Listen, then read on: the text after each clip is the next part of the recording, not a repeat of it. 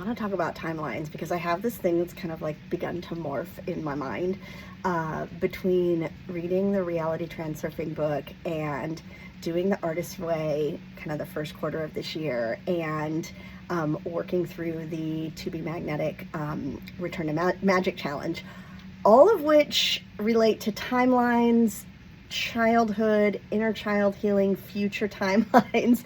And we got into a really good conversation about timelines in our Earth Tenders Academy office hours last week because somebody was asking about them. And here's what I have really identified for myself, because the reality transurfing book talks about, like, when you want to get to a future timeline, like, sometimes it's too far away, right? Like, the timelines aren't close enough together to just be like, what do I need to do to get there? There's like 47 steps or 400 steps to go through. And so it's too far. And what you need to focus on is, like, how do I just get to the next step? And I think the book talks about it like when you're painting a painting and when you finish for the day, all you're doing is thinking about, like, what should I work on tomorrow? So you're like crafting something that's coming together. You're not trying to get to a destination with the painting. So same thing with where you're going. And so that way you're switching timelines quickly because you're like, what do I need to do tomorrow? What do I need to do tomorrow? What do I need to do tomorrow? But what I find is that oftentimes it's like different versions of our inner child that are holding us back from making that next step.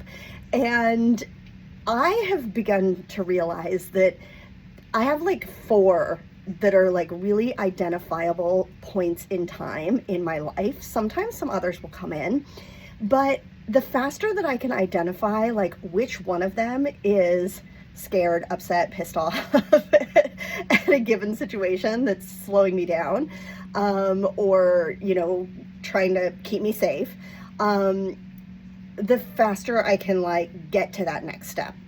And so I have taken to, like, when I lay down at night and I do my normal like clearing and cord cutting, I have a conference with my past selves, my future selves, and I'm like, okay, does everyone have what they need? Is anyone upset? Does anyone need to air a grievance? Is there anyone concerned about anything? And it only takes like 5 minutes, because sometimes it's nothing, but like one of them will poke up and let me know if there's an issue. So I wanted to share that with you in case you've been working through something similar, that you can work with both past timelines and future timelines on your present timeline all simultaneously when you're working towards a goal.